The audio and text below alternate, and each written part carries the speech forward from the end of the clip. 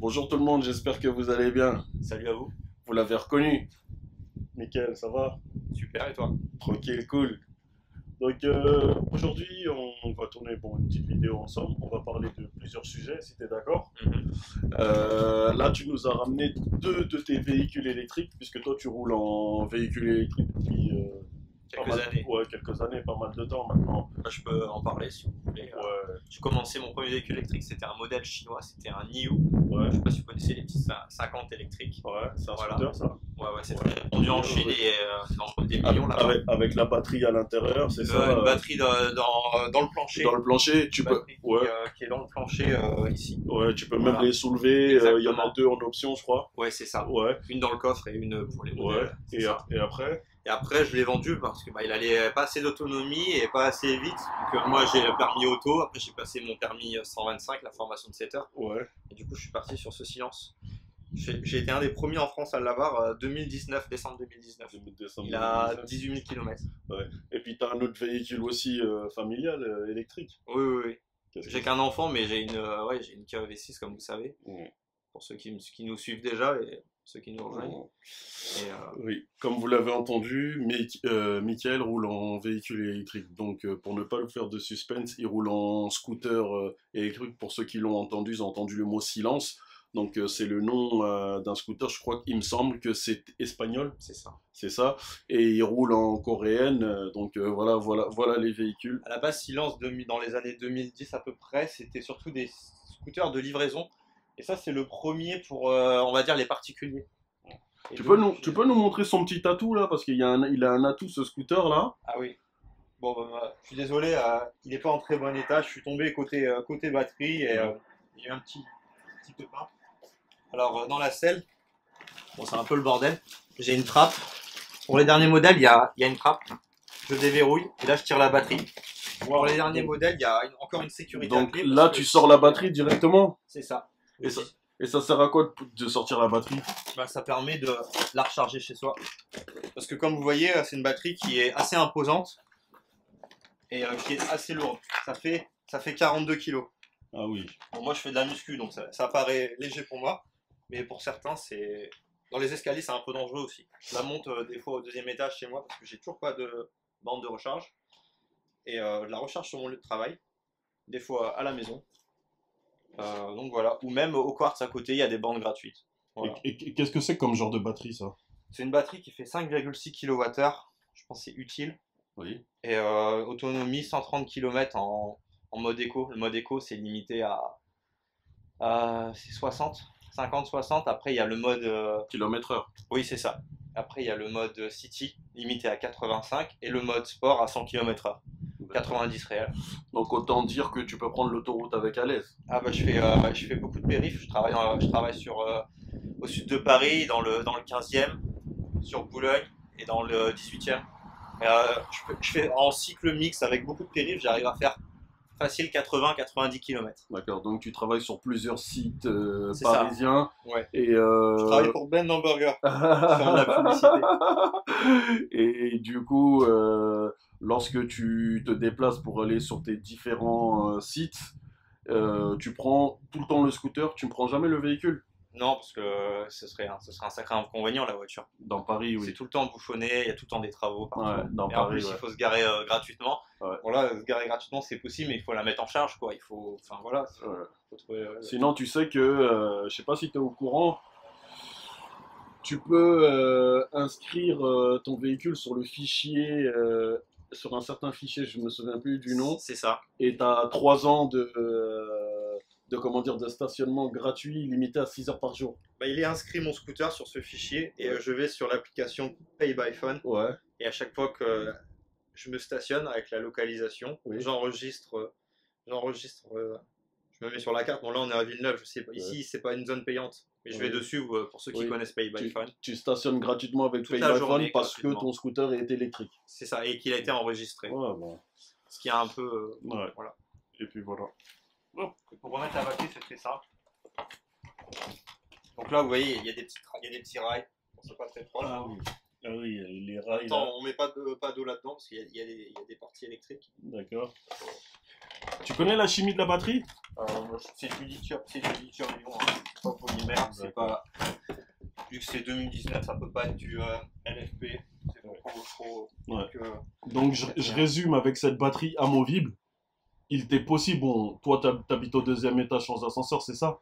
Oui. Mais pour ceux qui ont un ascenseur, ils peuvent prendre la batterie d'une 40aine de kilos et aller la charger chez eux. C'est ça. Sur mon travail, j'ai un ascenseur qui travaille au sous-sol, cuisine gosse, et ce que je fais, je la descends au sous-sol et je vais la charger. Cette batterie aussi sert, comme la voiture aussi, de groupe, on pourrait dire groupe électrogène, parce que derrière, il y a un connecteur, il faut un connecteur spécial, et elle délivre jusqu'à 600 watts de puissance en inversé. Tu peux t'en servir comme groupe électrogène? Oui, hein. Tu peux brancher un frigo de 600 watts, la puissance délivrée c'est 600 watts de la batterie, donc c'est pas mal. Et c'est ce qu'elle encaisse en recharge, ce qui est du coup assez long pour la recharger. Ce scooter, quand il est à 0%, il faut compter 12% de charge par heure. Donc faites le calcul, ça fait entre 6 et 7 heures. Il n'y a pas de charge rapide? Non, c'est de la charge lente pour préserver la chimie de la batterie. Et du coup, en Espagne, ceux qui utilisent cette batterie sur les scooters silence de livraison, après 40 000 km, ils ont une dégradation d'environ 8%. 8%, c'est pas mal. C'est pas mal.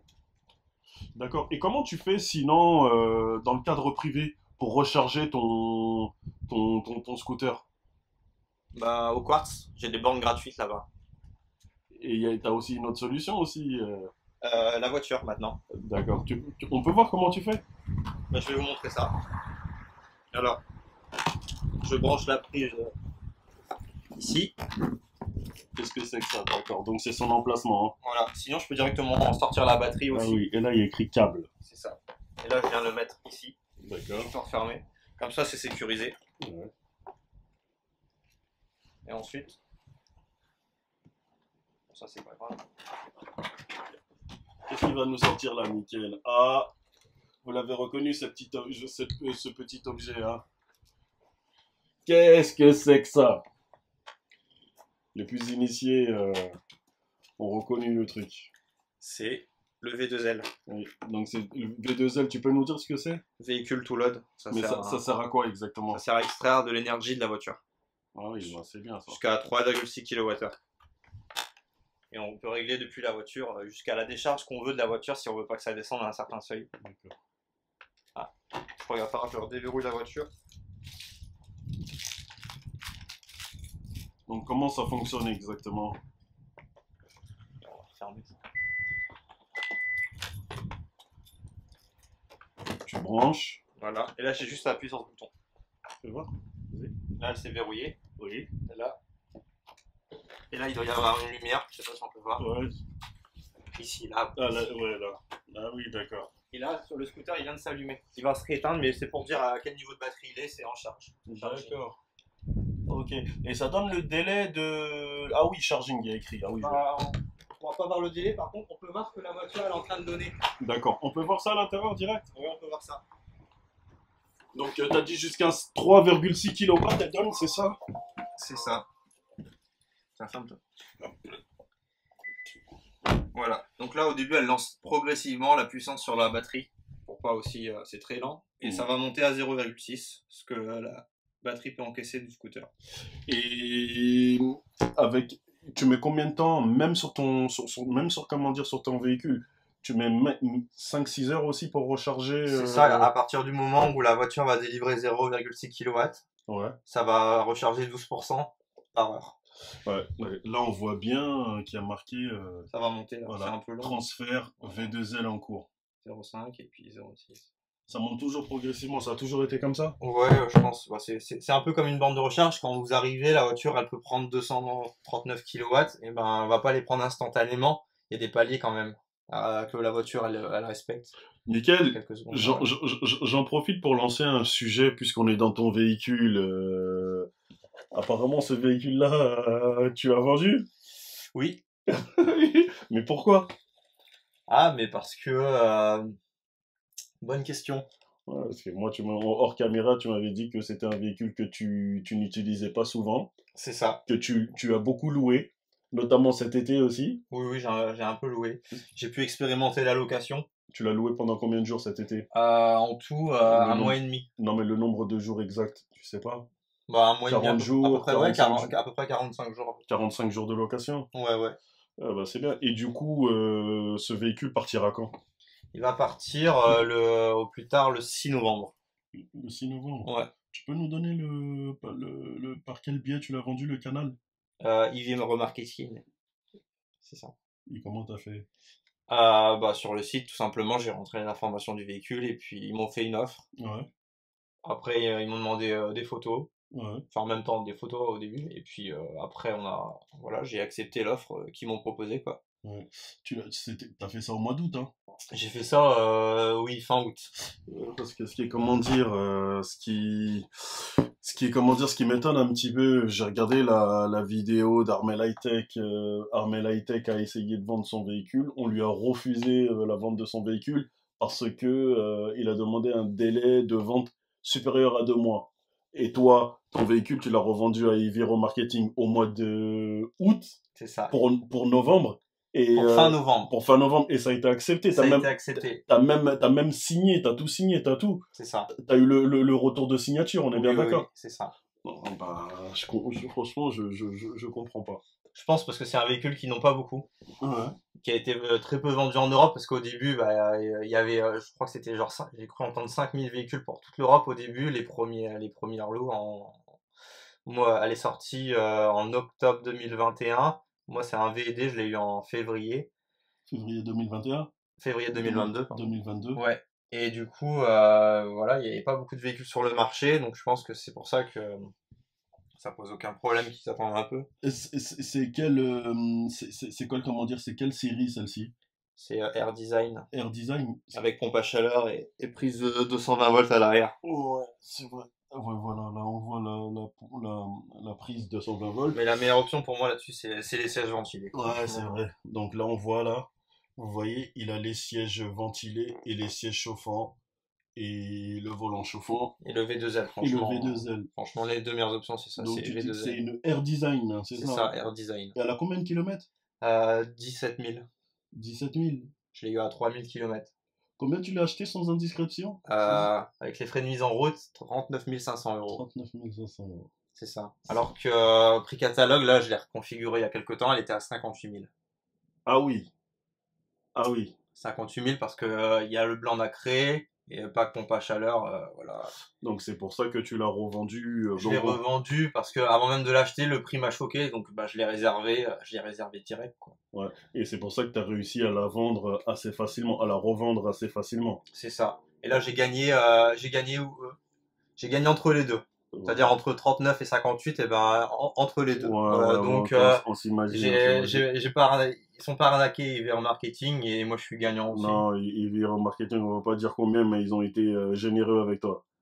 Ils ont été généreux et en même temps ils ont fait une bonne affaire par rapport au prix qu'elle vaut. Ouais, Donc, et moi ça me convient, je cherche pas à avoir le maximum, c'est déjà très bien. Mais du coup, puisque on vient de le comprendre, tu as vendu ta EV6 qui partira au mois de novembre, donc d'à peu près 2 mois.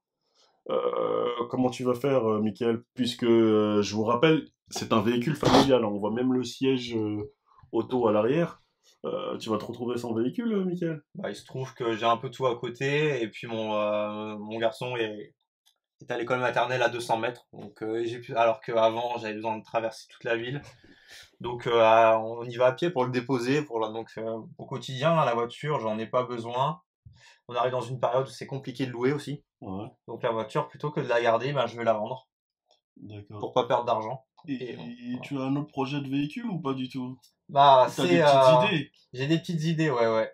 Ouais, t'as des petites Pour tout idées. vous dire, je peux, si t'es d'accord, moi, j'étais parti sur un modèle Y Ouais, propulsion que j'ai réservé, qui oui, doit arriver fin novembre, oui.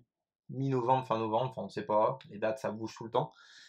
Et il se trouve que Oui, hors caméra, tu m'as dit qu'en fait, t'hésites à la prendre pour une raison qui t'est bien propre, je comprends. bah en fait, comme je vous ai expliqué juste avant, je fais de la location avec cette Kia. Oui, Sauf que la location, j'ai pu voir que ça rapporte pas énormément. Entre les problèmes d'accrochage du véhicule, il faut la réparer avant de la relouer. Parce que c'est quand même bien de louer un véhicule nickel à quelqu'un, quoi. On va pas louer quelque chose d'abîmé. Et ben, le temps qu'on répare, on peut pas la louer, donc on perd les locations. oui. Et tu m'as dit aussi hors caméra que plutôt donc vu que tu roules pas énormément avec le véhicule, plutôt qu'aller sur véhicule qui coûte extrêmement cher, que tu utilises peu, tu vas peut-être aller sur un véhicule qui coûte un petit peu moins cher, voire peut-être un petit véhicule d'occasion. Moi, après, c'est ce que je te souhaite, hein, C'est franchement. ça, et j'attends que le marché de l'électrique ça se densifie au point de vue technologie et au point de vue prix. Les Chinois, ils sont très forts. Ouais. On dit Tesla, mais Tesla, ils fabriquent en Chine, donc les Chinois, ils récupèrent toutes ces technologies Ouais, au c'est fur. ça. En plus, les brevets, ils n'ont même plus de brevets. J'ai encore lu récemment que les brevets Tesla, ils sont que sur le FSD, tout ça. Le reste, tout est ouvert. Ça veut dire que tu peux te servir dans leur style, Non, dans leur mais batterie, etc., Tu es au courant que dans leur moteur, pardon. Tesla, comment dire, partage volontairement certaines de ses technologies? C'est la volonté de Elon Musk, il le dit, Ouais. libre à vous de. Ouais, Il veut qu'en fait le monde évolue rapidement, il veut pas ouais, ce ouais. côté Ouais. perpétuel de concurrence, il veut le progrès en fait, c'est ça qui l'intéresse. Et du coup, toi, sinon, je vais te poser cette petite question. Tu comptes rester combien de temps à pied? Tu sais pas? Bah pas très longtemps, c'est soit je reprends une petite 3, 4, 5, 6 mois? Ah non, non, non, non. Là dès qu'elle sera vendue celle-là, je dois aussi changer de scooter parce que celui-là c'est un très bon scooter mais j'ai besoin de quelque chose de beaucoup plus Péchu. péchu et avec plus d'autonomie. Donc je vais partir, je peux vous le dire, sur un Race 7.7. Ray 7.7, c'est C'est un quoi ça? scooter espagnol aussi. Ray 7.7? Oui, Comment tu l'écris? RAY. R-A-Y. Et 7.7, ça veut dire quoi 7.7? C'est c'est la taille de la batterie. Donc 7,7 kWh. C'est ça, donc ça fait 2,2 kWh de plus que celui-là. Pour tout vous dire, en fait, Michael m'a parlé de ce scooter il y a peut-être une semaine et demie, 10 jours. Je ne connaissais pas du tout, mais vraiment pas du tout le Ray 7.7. Donc, Michael m'a envoyé une petite vidéo, une petite capture d'écran. J'ai été voir sur Internet, je me suis renseigné. Tu as aussi un mec mécanique sportif qui a essayé ce scooter-là, le Ray 7.7, et ça donne quelque chose, hein. Il arrache, hein. Tu m'as dit qu'il avait quoi, 14 chevaux, hein, c'est ça, hein? Alors, le moteur fait 10,7 kWh de puissance, ce qui Ouais, fait, je crois, 14 chevaux. ouais. Et en crête, on atteint 23 chevaux. 23 chevaux. Et vitesse max, il va plus vite que le BM. Il va plus vite que le BM. Bah, le De BM, je quel crois, BM tu parles? le CE04. Ah, Le CE04. Le CE04, pardon. Ouais. Il va plus vite que le CE04? Je crois qu'il est limité à 120, le CO04. Ouais. Et lui, il prend 130. Ouais. Enfin, après le compteur, mais. Bon, Mickaël va pouvoir le, comment dire, le confirmer, hein. Il y a quelques mois, moi, j'ai essayé le scooter CE04. J'en ai fait une vidéo que j'ai jamais publiée. J'ai envoyé un petit extrait à Mickaël, puisque j'ai songé, on va même dire aujourd'hui encore, je songe à m'acheter un deux roues électrique, mais le CE04, je l'ai pas trouvé si puissant de ça. Bon, après, c'est pas pareil, on en discutait. J'ai le permis moto, et m'ont retrouvé sur un équivalent 125, c'était bof bof pour moi. Après, certes, il a une, comment dire, il est péchu, hein. Au démarrage, il est péchu, mais comment dire, à haute vitesse, style à partir de 100 km/h, ouh là, j'ai les fesses qui chauffent. À partir de quand vous roulez à 100, 120 km/h, allez, on va dire à 90, je le trouve moins péchu. Tu m'as conseillé, là, comment dire, une moto électrique, là. À la zéro, mais ça reste très cher. Ouais, la zéro motorcycle, hein, c'est ça. Mais c'est C'est abusé. un dragster, moi je l'ai Ouais, testé la 0S, c'est un dragster. ouais, C'est non, bien mais pour faire des ouais. accélérations. Je me vois mal mettre, Ça vaut franchement, 18 000 euros. ouais, ouais, mettre Hors 20 000 balles dans c'est ça. 20 000 balles dans un deux roues. Je me vois mal mettre 20 000 balles dans un deux roues. Franchement, peut-être pas aujourd'hui.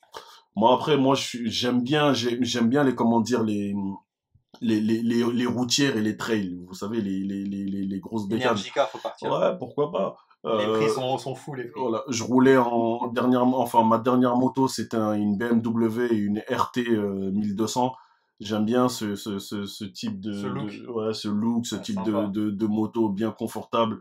Vous pouvez rouler à l'aise, vous avez les poignets chauffants, les sièges chauffants, vous écoutez de la musique en roulant, il y a un système de communication avec le casque. Bon, maintenant, ça commence à se démocratiser, mais à l'époque, c'était quelque chose de vraiment très innovant. J'aime bien ce type de moto.